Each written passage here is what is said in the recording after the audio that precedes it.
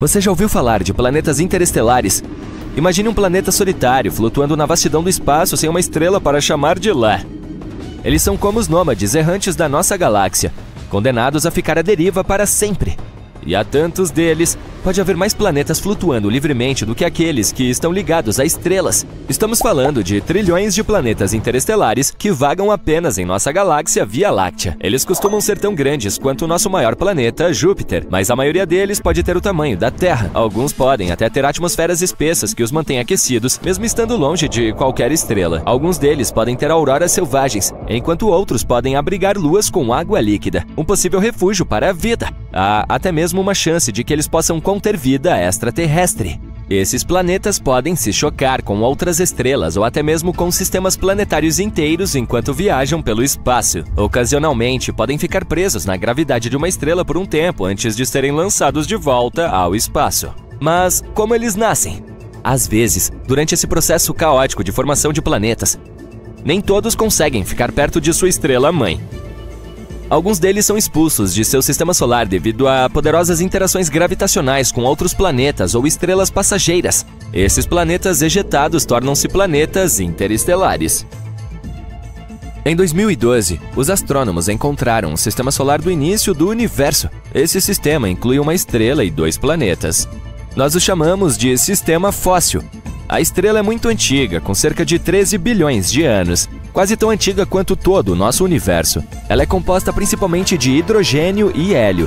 Isso é incomum porque os planetas geralmente se formam a partir de nuvens de gás que contêm materiais mais pesados. Foi então que descobrimos que o modo como os planetas se formavam antes era diferente de como se formam agora. Sabemos que as estrelas com mais metais têm maior probabilidade de ter planetas. No jargão da astronomia, metais significa qualquer elemento químico que não seja hidrogênio e hélio. Porém, no início do universo, não havia muitos metais. A maioria deles foi criado no interior das estrelas e depois se espalhou pelo espaço quando essas estrelas explodiram. Então, quando se formaram os primeiros planetas? Esse sistema recém-descoberto ajuda a responder a essas perguntas. Seus 2 planetas gigantes estão orbitando uma estrela incrivelmente pobre em metais e extremamente velha. Isso deveria ser muito raro, se não impossível. Mas eles existem. Isso significa que talvez haja mais planetas em sistemas pobres em metais do que pensávamos. Estudá-los nos ajudará a aprender mais sobre a história da formação dos planetas. Viajar para o espaço custa uma fortuna, mas há uma maneira de tornar isso acessível. Você entra em um elevador, aperta o botão e pronto! Está voando rumo às estrelas. Tudo graças aos nanotubos. Mas então, algo bate no elevador durante o trajeto. Você fica preso lá dentro e agora está condenado a flutuar no espaço para sempre. Agora, se você quiser viajar para o espaço, prepare-se para desembolsar cerca de 55 milhões de dólares. Mas em um futuro próximo, você provavelmente poderá viajar para o espaço com um simples toque de um botão sem gastar muito, porque elevadores espaciais podem entrar em ação. Embora a ideia de elevadores galácticos pareça algo saído de um filme de ficção científica, é uma possibilidade real que poderia revolucionar as viagens espaciais. Com um custo estimado de 8 bilhões de dólares, os elevadores espaciais poderiam ser um investimento único que duraria para sempre. A NASA sozinha gasta cerca de 2,7 milhões de dólares em combustível de foguete por minuto. Para lançar um foguete, eles precisam pagar até 178 milhões de dólares. Esses custos poderiam ser significativamente reduzidos com o uso de elevadores.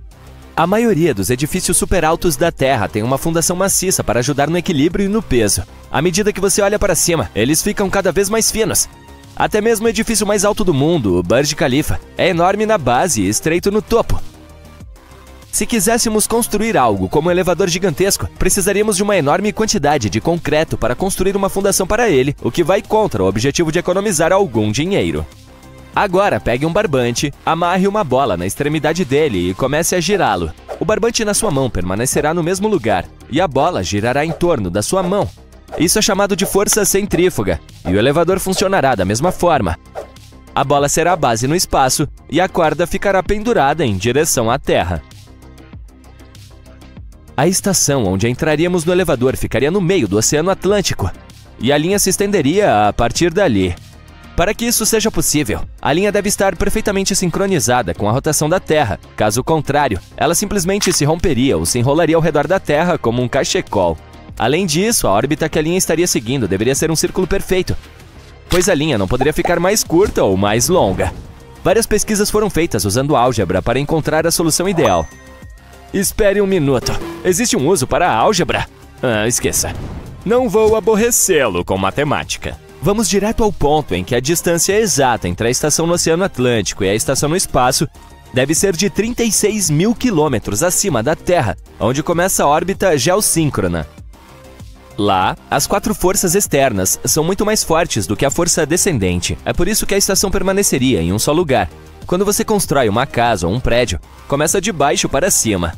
Mas para criar essa maravilha da engenharia, precisaríamos fazer tudo ao contrário e começar de cima para baixo. O principal problema aqui seria o peso. Se a linha fosse muito pesada, ela interromperia a órbita e o guincho do elevador não funcionaria. Portanto, precisaríamos equilibrar a estação no espaço para garantir que ela funcionasse perfeitamente. O aço é um dos materiais mais robustos da Terra.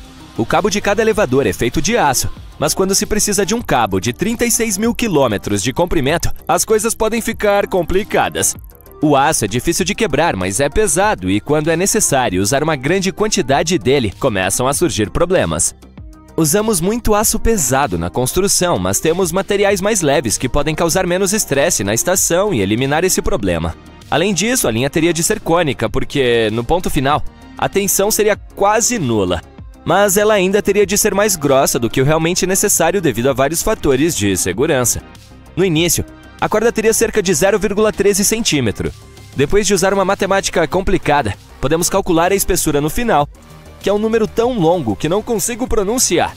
Mas acredite em mim, é um número muito grande. Portanto, o aço está fora da lista. Outro candidato é o Kevlar, que é 5 vezes mais resistente que o aço. E se adicionarmos materiais como carbono e titânio à mistura, a resistência aumentaria 10 vezes. A linha teria um diâmetro de cerca de 80 a 170 metros. Isso é drasticamente menor do que o diâmetro que o cabo de aço poderia ter. A má notícia é que fazer isso é muito caro.